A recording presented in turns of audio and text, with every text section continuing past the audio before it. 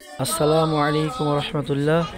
সুপ্রিয় দর্শক, আজকে আপনাদেরকে নিয়ে যাচ্ছি নারায়ণগঞ্জের শতবর্ষের ঐতিহ্যবাহী ৫ নম্বর ঘাটের মাছ বাজারে। তো আমি ৫ নম্বর ঘাট দিয়ে পার হব। তো পার হওয়ার জন্য আমি দ্রুত যাচ্ছি, কারণ সামনে ট্রলারটা ছেড়ে দিবে। তো এই জন্য ট্রলারে ওঠার জন্য আমি ৫ নম্বর ঘাটে যাচ্ছি। এটি ইস্পাহানি ঘাট বলে।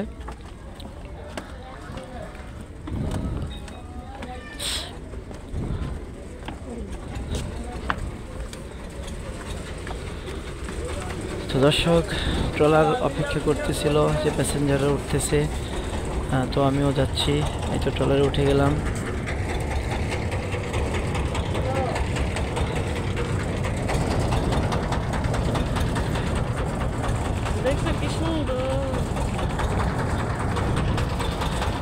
তো আমাদের ট্রলারটা ছেড়ে দিবে এখনই।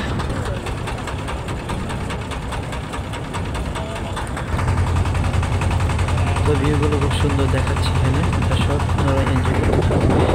যে দূরে টাওয়ারের মধ্যে দেখা যাচ্ছে, সেটা হচ্ছে এখানে দুইটা এরকম আছে, হামজা রুস্তম। দুইটা সম্ভবত রুস্তম, হামজা হয়তো অন্য কোথাও নিয়ে যাওয়া হয়েছে।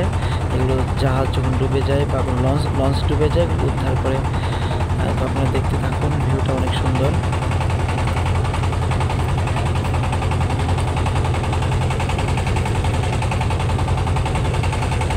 আমাদের ট্রলার ৫ নম্বর ঘাটের দিকে এগিয়ে যাচ্ছে।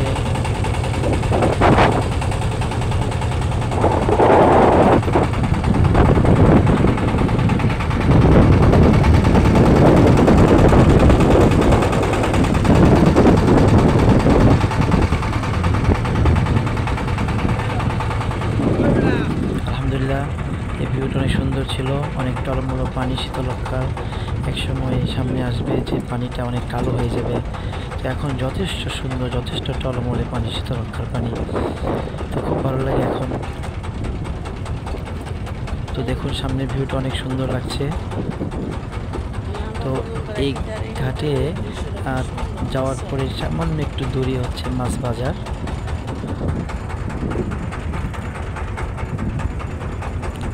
আমাদের ট্রলারটি ঘাটে প্রায় পৌঁছে গেছে।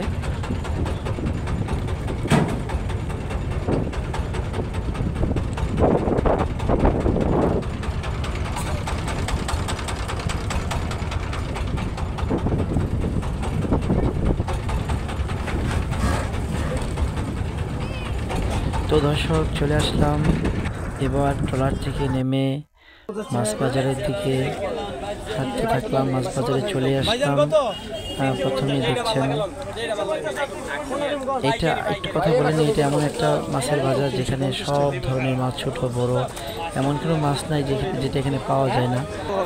গরিব ধনী সর্বশ্রেণীর মানুষ এখানে মাছ কিনতে যায়। তবে আমাদের মতো গরিবদের জন্য আসলে অনেক কঠিন, বিভিন্ন ধরনের মাছ কেনা অনেক কঠিন হয়ে যায়। তো যাক, প্রথমে তারপর দেখছি পাঙ্গাস মাছ। যদিও পাঠ্যপুস্তকে জাতীয় মাছ ইলিশ, কিন্তু আসলে পাঙ্গাস মাছটাই আমরা মনে করি একটা জাতীয় মাছ। এটা এত অ্যাভেলেবিলিটি, এটা এত প্রচুর পরিমাণে পাওয়া যায়, প্রচুর খাওয়া হয়। তো এই জাতীয় মাছটি আপনাদের প্রথম দেখাচ্ছি।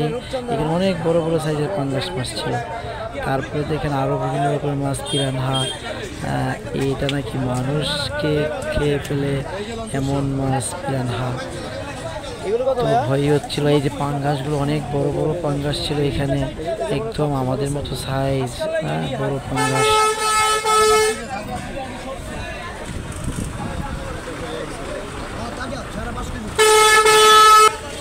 এই যে একটা পাঙ্গাস দেখছেন, এটা একজন মানুষের মতো বড়। আরো বিভিন্ন প্রজাতির মাছ। এই যে লইট্টা, শুটকি যেটা তৈরি করে লইট্টা মাছ, একেবারে নরম। তারপরে যে গ্লাস কাপ, আরো বিভিন্ন ধরনের মাছ সামনে আসতেছে।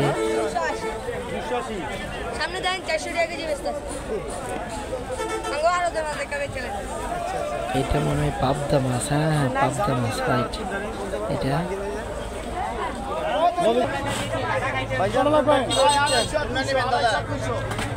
এই তো একেবারে ইলিশের বাজার, ইলিশ। আর এখানে গিয়ে তো একেবারে ভাবছিলাম যে দৌড় দিব কিনা, এত দাম ইলিশের। এই যে বড় সাইজের ইলিশগুলো যে 1 কেজির উপরে, এগুলো 2000 টাকা কেজি চাচ্ছি।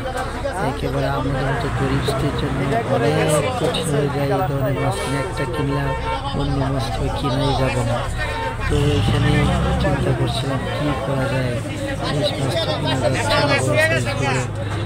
তো যা না, এটা কিনবো না, আমার অন্যান্য মাছ কিনতে হবে।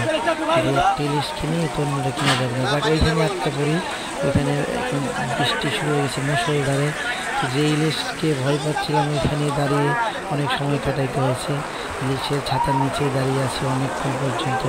আর ভাবছি এত দামের মাছ, ইলিশ মাছ, আমাদের দেশের মাছ তো আমরা খেতে পারি না সস্তায়, আর এত মাছ, এত সুস্বাদু মাছ। যাক এই চিন্তা করতে করতে এদিকে বৃষ্টিও শেষের দিকে, বৃষ্টি মুষলধারে বৃষ্টি হয়েছে বাজারে পৌঁছার পরে।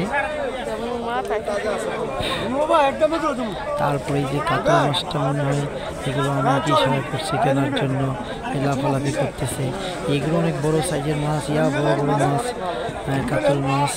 এক একটা মাছের ওজন 7 কেজি 8 কেজি এরকম 10 কেজি এক একটা মাছ। দেখেন একটু মনে হয় আমাকে ইশারা করছে কেনার জন্য, কিন্তু এইটাও কেনার মতো সুযোগ আমার নেই, কারণ আমাকে আরও অন্যান্য কিছু ছোটো মাছ কিনতে হবে। এত বড় মাছ কেনা পসিবল না। তারপরে এই যে অন্যান্য সামুদ্রিক মাছ দেখতেছিলাম, শামুকরাল মাছ, সুরমা মাছ, বিভিন্ন ধরনের মাছ।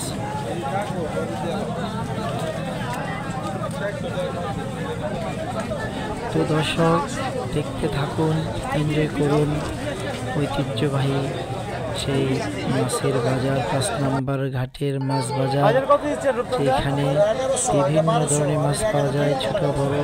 এই তো চলে আসছে একটা রূপচাঁদা, রূপের সমাহার রয়েছে ওর মধ্যে। আসলে এটা হচ্ছে রূপসী রূপচাঁদা মাছ, খুব সুন্দর। এটাও অনেকটা কস্টলি মাছ, এইটা কেনাও অনেকের জন্য আসলে কঠিন হয়ে যায় সম্ভব না। তারপরে দেখেন এই যে আরো বিভিন্ন আইল মাছ দেখা যাচ্ছে, আইল মাছ, চিংড়ি মাছ। তারপরে হচ্ছে এই যে চিংড়িগুলো বেশ সুন্দর, এটাও আমি জিজ্ঞেস করেছিলাম, প্রায় এটা 1200 টাকা কেজি চাচ্ছিল। তারপরে যে এটা গুড়া চিংড়ি মাছ, ইচা মাছ যেটা আর কি। তারপরে এই বল মাছগুলো মনে হয় শীতে কাঁপছে, এই জন্য ওরা পলিথিন মুড়ি দিয়ে শুয়ে আছে। আরে আজীব একটা মাছ পেলাম, এটা হচ্ছে শাপলা পাতা মাছ। এটা কেটে নিয়ে আসছে অর্ধেকটা, তো আজীব একটা মাছ, এটা আমি আর কখনো এরকম দেখি নাই বাজারে। এটা তো আমার কাছে অনেক আজীব মাছ মনে হয়েছে। এটা কেটে নিয়ে আসছে অর্ধেকটা। ওকে, মাছ বাজার দেখা হয়ে গেছে, বাসায় ফিরে আসছি। এখন এই তো আমরা একটা মাছের একটা ভর্তা তৈরি হবে। যে একটা ছোট মাছ নিয়ে আসছিলাম, কি মাছ যেন, পুঁটি মাছ, পুঁটি মাছ। তো ইলিশ মাছ বড়টা কিনতে পারিনি, তাতে কি হয়েছে, পুঁটি মাছ কিনেছি, একটা আইড় মাছ কিনেছি। তারপরে ছোট কিছু মাছ কিনেছি আরও। তো এখন পুঁটির ভর্তাটাকে এমন একভাবে বানানো হবে যাতে এটা একেবারে অনেক মজাদার হয়, সেই রকম হয় সেইভাবে। তারপরে এই যে আইড় মাছ রান্না করা হয়েছে, দেখতে সেরকম, খাইতে অনেক সেরকম লাগবে, অনেক মজাদার হয়েছে দেখতে, অনেক মজাদারই হবে আলহামদুলিল্লাহ। আমার ওয়াইফ খুব সুন্দর করে রান্না করেছে আলহামদুলিল্লাহ, ওনার রান্না অনেক ভালো, অনেক ভালো। ওকে, এইবার আমি তো মানে তাড়াতাড়ি খাইতে বসে যাচ্ছি। এই তো প্লেটে ভাত নিয়ে নিলাম, তারপরে এই তো তারপরে যে পুঁটি মাছের ভর্তা, আরে অনেক সুস্বাদু। বাদাম দিয়েছি এখানে, যাতে পুঁটি মাছ এর মাথার কারণে অনেক সময় একটু তেতো ভাব আসতে পারে, এই জন্য কিছু বাদাম সাথে দিতে হয়। এই তো আড়াই মাসের বড় পিসটা কিন্তু আমি নিয়ে নিয়েছি, অনেক কষ্ট হয়েছে। তারপরে এই জন্য একটু ভালো করে খেতে হবে এখন। তারপরে ভাবতেছি যে মাথাটা নিব, এই তো মাথাটাও নিলাম, আইড় মাছের মাথাটাও নিয়ে নিলাম। এবার আলহামদুলিল্লাহ খুব অনেক, আর সাথে আবার লেবুও আছে। খেয়ে খুবই মজাদার হবে ইনশাল্লাহ। ওকে, বিসমিল্লাহির রহমানির রহিম। খাবার শুরু হয়ে গেল। সত্যি অমায়িক, আসলে খুবই মজা। আর মাছটা অনেক মজা হয়েছে, পুঁটি মাছের ভর্তাটা অনেক মজা, সেই রকম স্বাদ, সেরকম স্বাদ আল্লাহ দিয়েছেন। আলহামদুলিল্লাহ, আলহামদুলিল্লাহ। আপনাদের অনেক ধন্যবাদ।